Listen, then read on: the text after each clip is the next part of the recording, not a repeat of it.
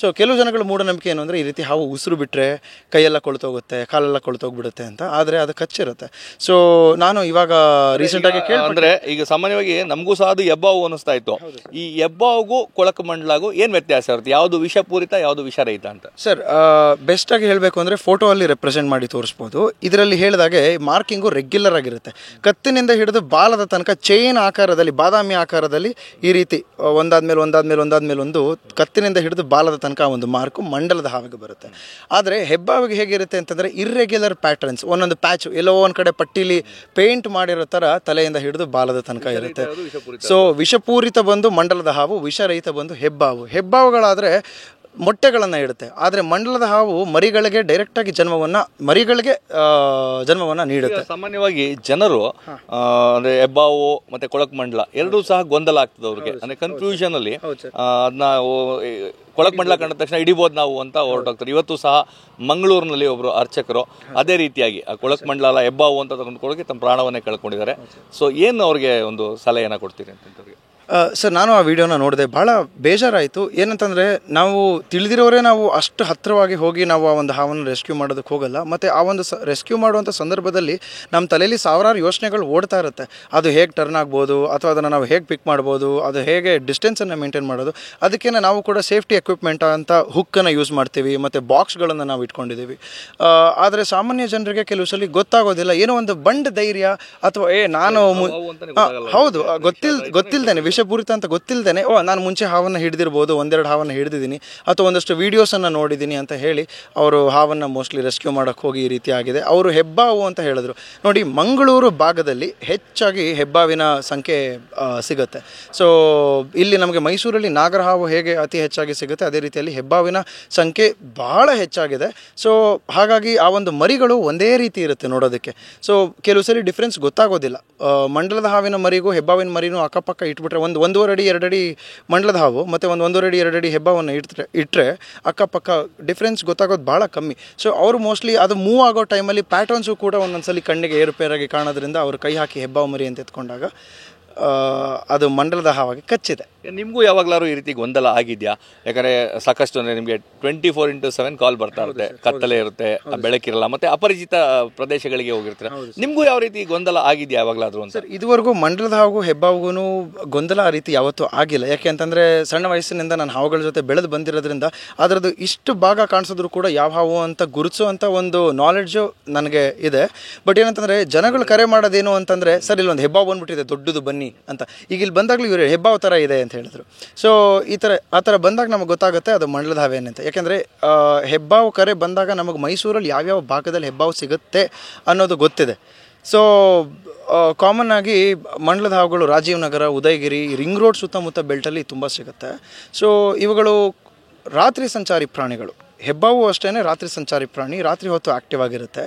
ಈ ಮಂಡಲದ ಹಾವು ಹೇಗೆ ಅಂತಂದರೆ ಆಂಬುಷ್ ಪ್ರಿಡೇಟರ್ ಅಂತ ಹೇಳ್ತೀವಿ. ಸೊ ಒಂದೇ ಜಾಗದಲ್ಲಿ ಕಾದು ಕೂತು ತನ್ನ ಆಹಾರ ಯಾವುದರ ಹತ್ತಿರ ಬರೋ ತನಕ ಕಾಯ್ದು ತನ್ನ ಆಹಾರವನ್ನು ನುಂಗಿ ತಿನ್ನುತ್ತೆ. ಜೊತೆಗೆ ಇದರ ಇನ್ನೊಂದು ಸ್ಪೆಷಲ್ ಅಬಿಲಿಟಿ ಏನು ಅಂತಂದರೆ, ನೆಲದಿಂದ 3 ಅಡಿ ಅಥವಾ 4 ಅಡಿ ತನಕ ಎಗರಿ, ಸ್ಪ್ರಿಂಗ್ ಥರ ಎಗರಿ ಕಚ್ಚುವಂಥ ಒಂದು ಅಬಿಲಿಟಿ, ಅಂದರೆ ಒಂದು ತಾಕತ್ತು ಕೂಡ ಈ ಒಂದು ಹಾವಿಗೆ ಇದೆ. ಅದು ತನ್ನನ್ನು ತಾನು ರಕ್ಷಿಸ್ಕೊಳ್ಳೋದಕ್ಕೆ. ಸೊ ಅದರ ಒಂದು ವಿಷ ಏನಾಗುತ್ತೆ, ನಮ್ಮ ರಕ್ತಮಂಡಲಗಳು, ನಮ್ಮ ಮಾಂಸಖಂಡ, ನಮ್ಮ ಅಂಗಾಂಗಗಳು, ಒಳಂಗಾಂಗಗಳು ಏನಿದೆ, ಕಿಡ್ನಿ ಆಗಿರ್ಬೋದು, ಪಿಟ್ಯುಟರಿ ಗ್ಲ್ಯಾಂಡ್ ಆಗಿರ್ಬೋದು, ಈ ರೀತಿ ಮಲ್ಟಿಪಲ್ ಆರ್ಗನ್ ಫೇಲ್ಯೂರನ್ನು ಕಾಸ್ ಮಾಡುವಂಥ ಒಂದು ಅಬಿಲಿಟಿ ಇದೆ. ಸೊ ಇನ್ ಕೇಸ್ ಹಾವು ಕಡಿತದಿಂದ ನಾವು ಬಚಾವಾಗಿ ಗುಣಮುಕ್ತವಾಗಿ ಆ್ಯಂಟಿ ಸ್ನೇಕ್ ವೆನಮನ್ನು ತೊಗೊಂಡಾದ್ಮೇಲೂ ಕೂಡ ಆ ಒಂದು ಕಚ್ಚಿರ್ತಕ್ಕಂಥ ಭಾಗದಲ್ಲಿ ಆ ಒಂದು ವೆನಮ್ ರೆಸಿಡ್ಯೂ ಏನಿರುತ್ತೆ ಆ ಒಂದು ಭಾಗ ಗ್ಯಾಂಗ್ರೀನ್ ಆಗೋಕ್ಕೆ ಶುರು ಆಗುತ್ತೆ, ಕೊಳೆತು ಹೋಗೋದಕ್ಕೆ ಶುರು ಆಗುತ್ತೆ, ನೆಕ್ರೋಸಿಸ್ ಆಗುತ್ತೆ. ಸೊ ಈ ರೀತಿ ಹಲವಾರು ಸಮಸ್ಯೆಗಳು ಜನಗಳು ಎದುರಿಸಿದ್ದಾರೆ. ಕೆಲವರು ಕೈ ಕಳ್ಕೊಂಡಿರ್ಬೋದು, ಕಾಲು ಕಳ್ಕೊಂಡಿರ್ಬೋದು, ಕೆಲವೊಬ್ಬರು ದೃಷ್ಟಿಯೇ ಕಳ್ಕೊಂಡಿದ್ದಾರೆ. ಈಗ ಸಾಮಾನ್ಯವಾಗಿ ಹಾವನ್ನು ಕಂಡಾಗ ಜನಗಳು ಎರಡನ್ನ ಮಾಡ್ತಾರೆ. ಒಂದು ಅದನ್ನ ಹೊಡೆದು ಸಾಯಿಸುವಂತ ಕೆಲಸಕ್ಕೆ ಮುಂದಾಗ್ತಾರೆ, ಮತ್ತೆ ಕೆಲವರು ಬಂಡ ಧೈರ್ಯದಿಂದ ಅದನ್ನ ನಾನು ಹಿಡಿತೀನಿ ಅಂತ ಹೋಗ್ತಾರೆ. ಅಂತವ್ರಿಗೆ ಏನು ಸಲಹೆ ಕೊಡ್ತಾರೆ ಇಬ್ರಿಗೂ? ಓಕೆ ಸರ್, ಮೊದಲನೇದಾಗಿ ಹಾವುಗಳು ನಮ್ಮ ಪ್ರಕೃತಿಯಲ್ಲಿ ಅತ್ಯಮೂಲ್ಯವಾದಂಥ ಒಂದು ಪ್ರಾಣಿ. ಪರಿಸರನೇ ಪ್ರಕೃತಿಗೋಸ್ಕರ ಸೃಷ್ಟಿ ಮಾಡಿರ್ತಕ್ಕಂಥ ಒಂದು ಪ್ರಾಣಿ. ಇದು ನಮ್ಮ ಪ್ರಕೃತಿಯ ಆಸ್ತಿ. ಸೊ ಇದನ್ನು ನಾವು ಕಾಪಾಡ್ಕೊಂಡು ಹೋಗಬೇಕು. ನಮ್ಮ ತಂದೆಯವರು 45 ವರ್ಷದಿಂದ 80ಕ್ಕೂ ಹೆಚ್ಚು ಸಾವಿರ ಹಾವುಗಳನ್ನು ಸಂರಕ್ಷಿಸಿ, ಹಾವುಗಳನ್ನು ಹೊಡೆಯೋದನ್ನು ಬಿಟ್ಟು ಒಬ್ಬರನ್ನು ಕರೆಸಿ ಸಂರಕ್ಷಿಸ್ಬೋದು ಅನ್ನೋ ಒಂದು ಮಾದರಿಯನ್ನು ಅವರು ಕೊಟ್ಟಿದ್ದಾರೆ. ಇದನ್ನೇ ನಾನು ಸಣ್ಣ ವಯಸ್ಸಿನಿಂದ ಮುಂದುವರ್ಸ್ಕೊಂಡು ಹೋಗ್ತಾ ಇದ್ದೀನಿ. ಸೊ ದಯವಿಟ್ಟು ಕೊಲ್ಲಬೇಡಿ, ಕರೆ ಮಾಡಿ ಕಂಡು ಗಾಬರಿ ಆದಾಗ ಹಾವನ್ನು ನೋಡ್ಕೊಳ್ಳಿ, ನಿಂತ್ಕೊಳ್ಳಿ. ಹಾವು ನಿಮ್ಮ ಕಣ್ಣಿಗೆ ಕಾಣಿಸ್ತಾ ಇದ್ರೆ ಮಾತ್ರ, ಮತ್ತು ನಿಮ್ಮ ಮನೆ ಕಾಂಪೌಂಡ್ ಒಳಗಡೆ ಇದ್ದರೆ ಮಾತ್ರ, ಫೀಲ್ಡಲ್ಲಿ ಓಪನ್ ಜಾಗದಲ್ಲಿ ಅಥವಾ ತನ್ನ ಪಾಡಿಗೆ ತಾನು ಹೋಗ್ತಾ ಇದ್ದರೆ ಹೋಗೋದಕ್ಕೆ ಬಿಟ್ಬಿಡಿ. ಈ ರೀತಿ ಕನ್ಸ್ಟ್ರಕ್ಷನ್ ಸೈಟ್ಗಳಲ್ಲಾದರೆ ಜನಗಳು ಕೈ ಹಾಕ್ತಾರೆ, ಹ್ಯೂಮನ್ ಇನ್ವಾಲ್ವ್ಮೆಂಟ್ ಅಥವಾ ಆಕ್ಟಿವಿಟೀಸ್ ಆಗ್ತಾ ಇರುತ್ತೆ. ಸೊ ಅಂಥ ಸಮಯದಲ್ಲಿ ತೊಂದರೆ ಆಗುತ್ತೆ ಅನ್ಸಿದ್ರೆ ಮಾತ್ರ ಕರೆ ಮಾಡಿ. ಮತ್ತು ಹಿಡಿಯೋದಕ್ಕೆ ಹೋದಾಗ ಅಂತಂದರೆ ಎಷ್ಟೋ ಜನರು ಏನು ಮಾಡ್ತಾರೆ, ನಾಗರ ಹಾವು ಮರಿಗಳನ್ನು ನೀರು ಹಾವು ಅಂದ್ಕೊಂಡ್ಬಿಡ್ತಾರೆ, ಅಥವಾ ಹೆಡೆ ತೆಗೆದ್ರೆ ಮಾತ್ರ ನಾಗರ ಹಾವು ಅಂತ ಗೊತ್ತಾಗುತ್ತೆ. ಹೆಡೆ ಮುಚ್ಚಿದಾಗ ಅದನ್ನು ಕೆರೆ ಹಾವು ಅಂತ ಹೇಳ್ತಾರೆ. ಸೊ ಆ ಒಂದು ಕನ್ಫ್ಯೂಷನ್ ಆಗೋದ್ರ ಬದಲು ನಮಗೆ ಆ ಒಂದು ನಾಲೆಡ್ಜ್ ಗೊತ್ತಿರೋದ್ರಿಂದ ನಮ್ಗೆ ಕರೆ ಮಾಡಿ, ನಮಗೊಂದು ಫೋಟೋ ಕಳಿಸಿ, ನಾವು ಏನು ಮಾಡಬೇಕು ಅಂತ ಹೇಳ್ತೀವಿ. ಸೊ ಇದುವರೆಗೂ ಇಷ್ಟು ವರ್ಷಗಳನ್ನು ಕಳೆದು ಎಕ್ಸ್ಪೀರಿಯೆನ್ಸ್ ಆಗಿರೋದ್ರಿಂದ ನಾವು ನಿಮಗೊಂದು ಸಲಹೆನ ಕೊಡ್ತೀವಿ. ಅದ್ರ ಪಾಡಿಗೆ ಅಮೂಲ್ಯವಾದ ಪ್ರಾಣವನ್ನು ಕಳ್ಕೊಳ್ಬೇಡಿ. ಸೊ ಜೀವ ಸಿಗೋದು ಒಂದೇ ಸಲ, ಒಂದ್ಸಲಿ ಹೋದರೆ ಇನ್ನು ವಾಪಸ್ ಬರೋಲ್ಲ. ಆ ಅರ್ಚಕ್ರ ನಮಗೆ ವಾಪಸ್ ಸಿಗೋದಿಲ್ಲ. ಅವರು ಜೀವ ಹೋಗಿ ತುಂಬ ನೋವಾಯಿತು. ಸೊ ಕರೆ ಮಾಡಿ ದಯವಿಟ್ಟು. ಇಲ್ಲ ಐಡೆಂಟಿಫಿಕೇಷನ್ ಬೇಕು ಅಂದರೆ ಒಂದು ಫೋಟೋ ತೊಗೊಂಡು ನಮ್ಗೆ ವಾಟ್ಸಪ್ಪಲ್ಲಿ ಕಳಿಸ್ತು ಅಂತಂದರೆ ಇದು ಇಂಥ ಹಾವು, ಹೀಗೆ ಮಾಡಿ ಹಾಗೆ ಮಾಡಿ ಅಂತ ನಾವೇ ಹೇಳ್ತೀವಿ. ಇಲ್ಲ ಅದ್ರ ಪಾಡಿಗೆ ಅದನ್ನು ಬಿಟ್ಬಿಡಿ ಅಂತ ಹೇಳ್ತೀವಿ.